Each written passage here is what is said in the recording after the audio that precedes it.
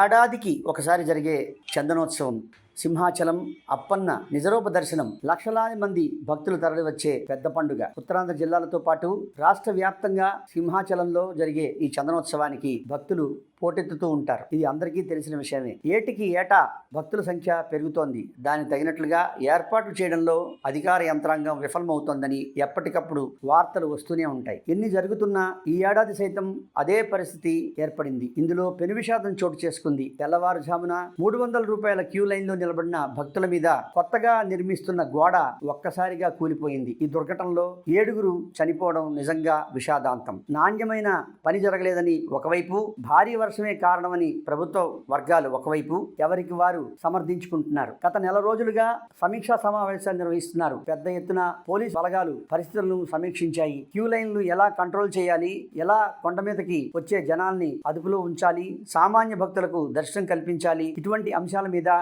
జిల్లా ఇన్ఛార్జ్ మంత్రి డోలా బాలవీరాంజనేయ స్వామితో పాటు దేవాదాయ శాఖ మంత్రి కూడా అనేక సార్లు సమీక్ష నిర్వహించారు. ఏది ఏమైనప్పటికీ పరిస్థితి అంతంత మాత్రంగానే ఉందనేది భక్తుల వాదన. మరోవైపు కొండ మీద రద్దీ తగ్గించేందుకు VIP వాహనాలు మినహా ఏవి అనుమతించబోమని స్పష్టం చేసిన యంత్రాంగం దారుణంగా విఫలమైందని చెప్పుకోవచ్చు. కేవలం కొండ కింద వరకు మాత్రమే భక్తులను అనుమతిస్తామని, ద్విచక్ర వాహనాలు సైతం కొండ మీదకి రావడానికి వీలు లేదని నిషేధం విధించారు. కింద నుంచి మీదకు వచ్చే బస్సుల సంఖ్య అంతంత మాత్రంగానే ఉంది. మరోవైపు ఉదయం 6 గంటలకే పెద్ద ఎత్తున భక్తులు కొండ మీద నిలిచిపోయారు. ఆశించిన స్థాయిలో బస్సులు లేకపోవడంతో ఆందోళనకు గురయ్యారు. మరోవైపు ప్రతి ఏటా యథావిధిగా పడే వర్షపు చినుకులు ఆహ్లాదాన్ని ఇస్తూ ఉంటాయి. అయితే ఈసారి అర్ధరాత్రి భారీ వర్షం కురవడం సింహాచలం చందనోత్సవ చరిత్రలో మొదటిసారిగా మనం చెప్పుకోవచ్చు. ఇదే ఈ విషాదానికి మూల కారణమైంది. ఇటీవలే నిర్మాణం చేసిన గోడ కూలిపోవడం వెనుక అనేక కారణాలు వినిపిస్తున్నాయి. సరైన నాణ్యత లేకపోవడం, ఇంజనీరింగ్ అధికారుల వైఫల్యం వెరసి 7 భక్తుల మృతికి కారణమైంది. వెనువెంటనే స్పందించిన హోంమంత్రి అనిత సందర్శన స్థలాన్ని సందర్శించారు. మరోవైపు ముఖ్యమంత్రి కూడా ఈ పెను విషాదానికి సంతాపం ప్రకటించారు. మృతులకు 25 లక్షల రూపాయల చొప్పున ఎగ్జిగ్రేషియా ఇస్తామని చెప్పారు. గాయపడిన వారికి 3 లక్షల చొప్పున అందజేస్తామని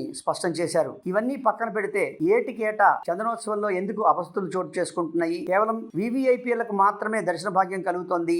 సామాన్య భక్తులు ఎప్పుడూ అల్లాడిపోతూనే ఉంటున్నారు అనేది వాస్తవం. ఈ వాస్తవాల వెనుక ఎవరి హస్తం ఉందనేది వేచి చూడాల్సిన అవసరం ఉంది. ఇప్పటికే 3 సభ్యులతో కమిటీ నియమిస్తామని రాష్ట్ర ప్రభుత్వం ప్రకటించింది. తాంబూలాలు ఇచ్చేశాం, తన్నుకు చావండి అన్నట్లుగా సంఘటన జరిగిన తర్వాత మేల్కొని దానికి నష్ట నివారణ చర్యలు చేపట్టడం కన్నా ఇప్పటికైనా కళ్ళు తెరచి భవిష్యత్తులో చందనోత్సవం జరిగే సమయంలో ముందుగా తగిన ఏర్పాట్లు చేయాలి, జాగ్రత్తలు తీసుకోవాలి అనేది నిర్వివాదాంశం. దీనికి సంబంధించి ప్రభుత్వం ఏం చేస్తుందో వేచి చూడాల్సిన అవసరం ఉంది. Please like, share, subscribe. World is one family, వసుదైక కుటుంబం.